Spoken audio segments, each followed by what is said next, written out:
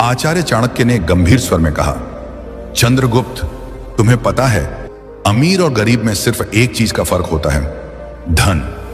पर एक बात और सुनो चंद्रगुप्त, धन उसे नहीं मिलता जो दिन रात मेहनत करता है। धन उसे मिलता है जो जानता है कि मेहनत दूसरों से कैसे कराई जाती है। यानी धन हमेशा दिमाग वालों के पास जाता है, शारीरिक श्रम करने वालों के पास नहीं। शारीरिक श्रम से इंसान कभी अमीर नहीं बनता, उसके पास कभी पर्याप्त धन नहीं होता। यह बात तुम हमेशा याद रखना।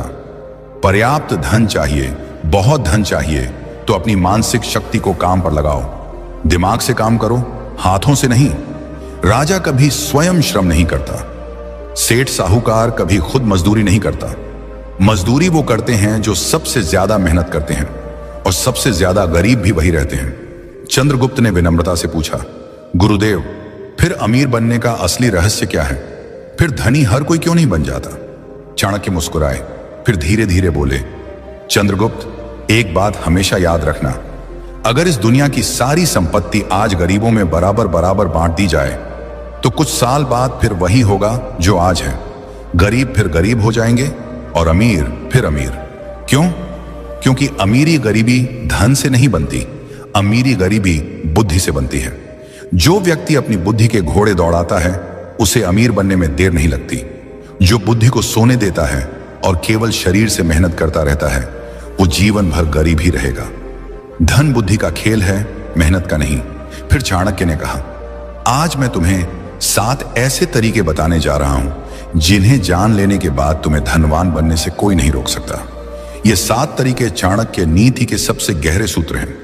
इन पर अगर तुम अमल करोगे तो एक दिन पूरा भारत तुम्हारे नाम का जयकारा करेगा। और फिर चाणक्य ने पहला सूत्र बताया, नियम 1, अपनी अक्ल में पैसा लगाओ। यह सबसे बड़ा निवेश है। अगर तुम सचमुच धनवान बनना चाहते हो, जीवन में वह ऊंचाई छूनी है जहां न पैसों की कमी रहे, न सम्मान की, न स्वतंत्रता की, तो सबसे पहला और सबसे जरूरी काम यह है कि तुम अपना सारा ध्यान, सारा पैसा और सारा समय सबसे पहले अपनी अक्ल पर लगाओ। मैंने तुम्हें पहले ही कहा था, शारीरिक श्रम छोड़ दो। हाथ पैर से मेहनत करने में कोई बुराई नहीं, लेकिन वो तुम्हें एक सीमा तक ही ले जाएगी। उस सीमा के बाद रुक जाओगे।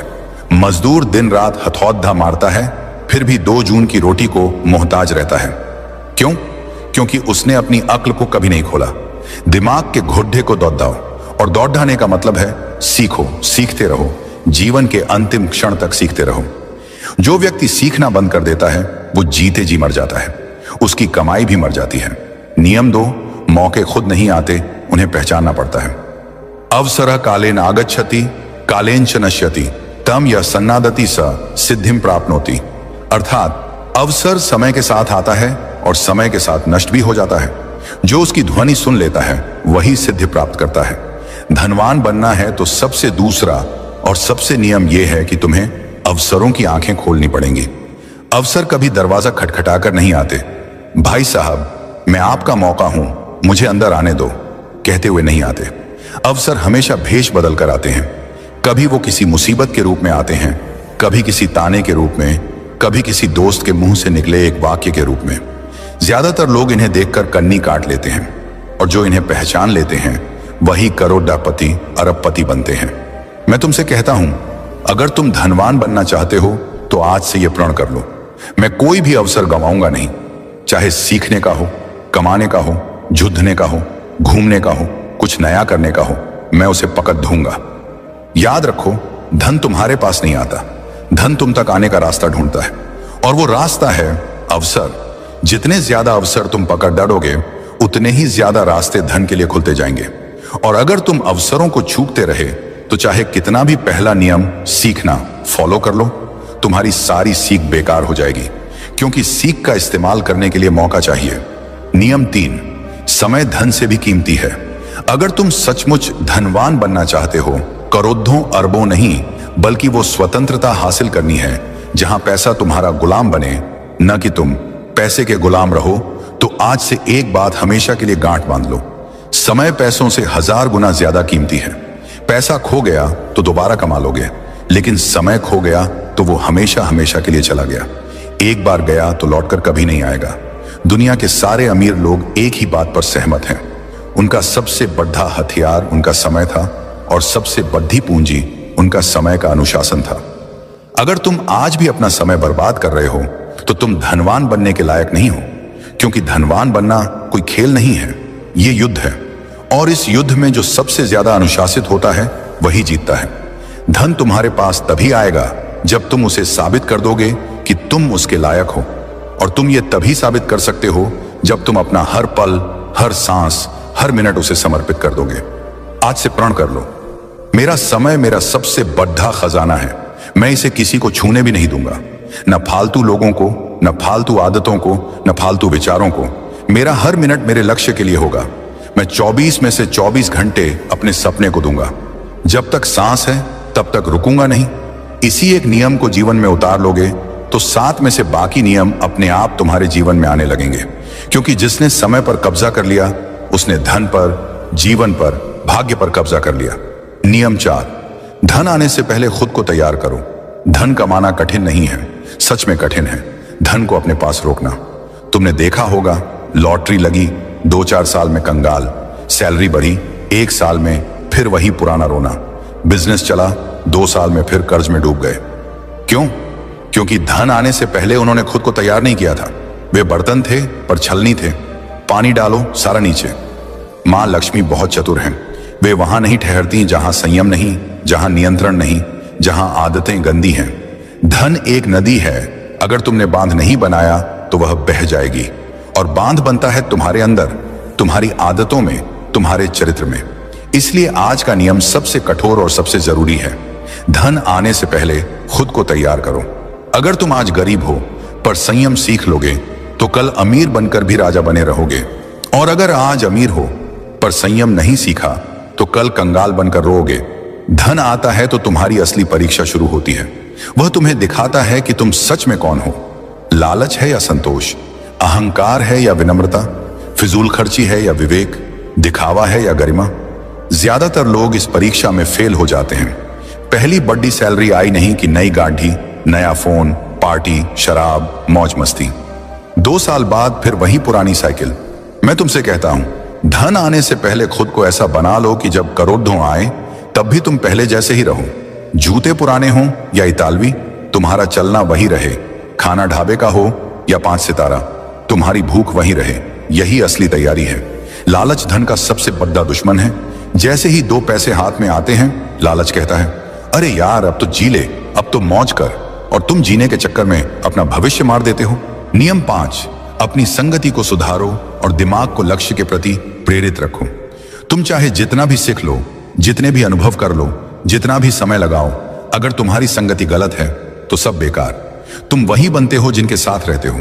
तुम्हारी कमाई, तुम्हारा चरित्र, तुम्हारा भाग्य, तुम्हारा भविष्य, ये सब तुम्हारे आसपास के 5 लोगों के औसत से तय होता है। तुम जहां बैठते हो, जिसके साथ चाय पीते हो, जिसके साथ रात को फोन पर घंटों गप्पे मारते हो, वही बताता है कि 10 साल बाद तुम कहां होगे। जो मनुष्य धनवान बनना चाहता है वह सबसे पहले अपनी संगति को देखे, क्योंकि जिस प्रकार लोहे की कील लोहे से ही तेज होती है, उसी प्रकार मनुष्य का चित्त उसी के समान हो जाता है जिसके साथ वह अधिक समय बिताता है। जब तुम नीच, आलसी, लंपट, नकारात्मक बोलने वाले लोगों के बीच रहते हो तो तुम्हारा मन भी वैसा ही हो जाता है। तुम्हें लगता है, अरे दुनिया में कुछ नहीं हो सकता, पैसा तो किस्मत से आता है, मेहनत करने से कुछ नहीं होता। और ऐसे विचारों से तुम स्वयं ही अपने पांवों पर कुल्हाड़ी मार लेते हो। पर जब तुम उच्च चिंतन वाले, धनवान, विद्वान, संयमी और लक्ष्यनिष्ठ लोगों के बीच रहते हो तो तुम्हारा मन भी ऊंचा उठने लगता है। तुम्हें स्वयं ही लगने लगता है, मैं भी कर सकता हूं।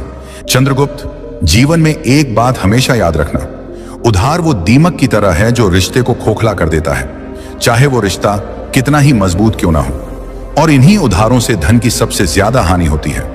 जीवन में धन मांगने के लिए अक्सर हमारे अपने खास रिश्तेदार आते हैं, कभी कभी दोस्त भी, लेकिन हम ना कहने में हिचकिचाते हैं, डरते हैं कि कहीं रिश्ता टूट ना जाए। हकीकत यह है कि बहुत से लोगों को पता ही नहीं होता कि ना कैसे कहा जाए, क्योंकि उनके पास सही शब्द या तरीका नहीं होता। लेकिन आज मैं तुम्हें यही रणनीति बताऊंगा। जब कोई तुमसे उधार मांगने आए, अगर तुम ये 3 सवाल पूछ लोगे तो वो खुद ही उधार मांगने के बजाय कोई और बहाना बनाकर तुम्हारे यहां से चुपचाप निकल जाएगा। लेकिन चंद्रगुप्त, ये एक विद्या है जो डर से मुक्ति देती है। अगर तुम नहीं जानोगे तो हमेशा उलझते ही रहोगे। क्योंकि मैंने अक्सर देखा है कि लोग इसी वजह से अपनी जिंदगी की कमाई गंवा बैठते हैं।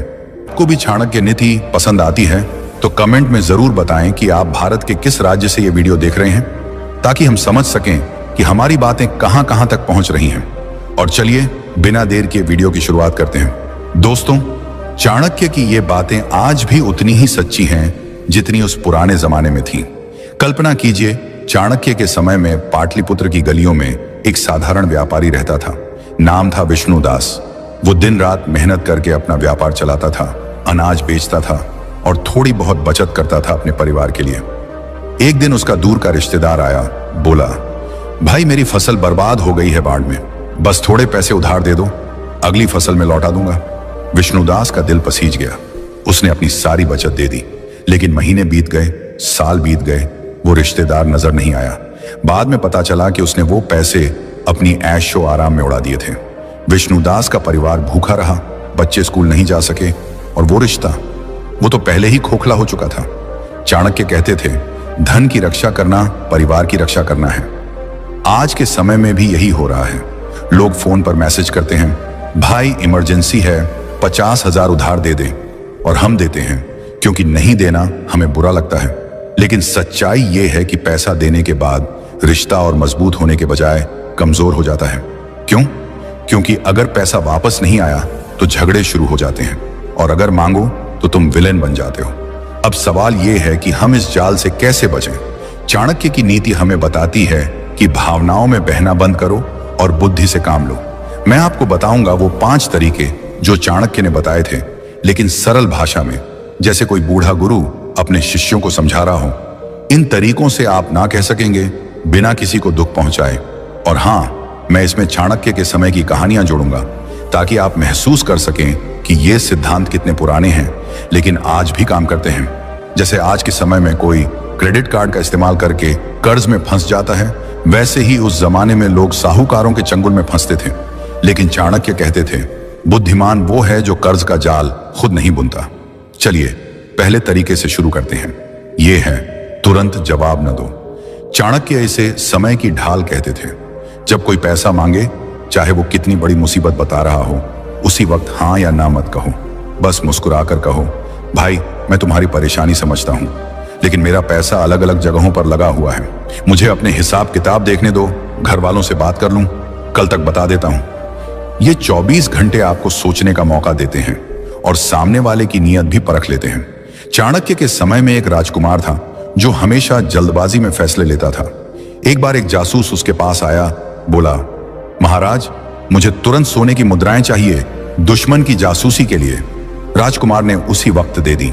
बाद में पता चला वो जासूस दुश्मन का था। चाणक्य ने राजकुमार को डांटा, समय लो, सोचो, तब फैसला करो। आज के समय में भी अगर कोई ट्रांसफर करने को कहे तो कहो, बैंक बंद है आज, कल देखते हैं। आप देखेंगे अगर जरूरत झूठी है तो वो इंतजार नहीं करेगा, किसी और के पास चला जाएगा। लेकिन अगर सच्ची है तो इंतजार करेगा। यह तरीका आपको आसान शिकार होने से बचाता है। मैंने खुद देखा है, मेरे एक दोस्त ने ऐसा किया। उसका चचेरा भाई आया, 20,000 मांगे। दोस्त ने समय मांगा। अगले दिन भाई खुद बोला, रहने दे, किसी और से ले लिया। बाद में पता चला वो पैसे पार्टी में उड़ाने थे। ऐसे छोटे छोटे अनुभव हमें सिखाते हैं कि धैर्य कितना बड़ा हथियार है। अब दूसरा तरीका, सवाल पूछो लेकिन तरीके से। 24 घंटे बाद जब वो वापस आए तो तुम सफाई मत दो कि पैसा क्यों नहीं है, बल्कि उनसे पूछो, भाई मैं मदद करना चाहता हूं लेकिन मुझे यह पैसा जल्दी वापस चाहिए क्योंकि मेरे अपने खर्च हैं। तुम्हारा वापस करने का ठोस प्लान क्या है? पैसा कहां से आएगा?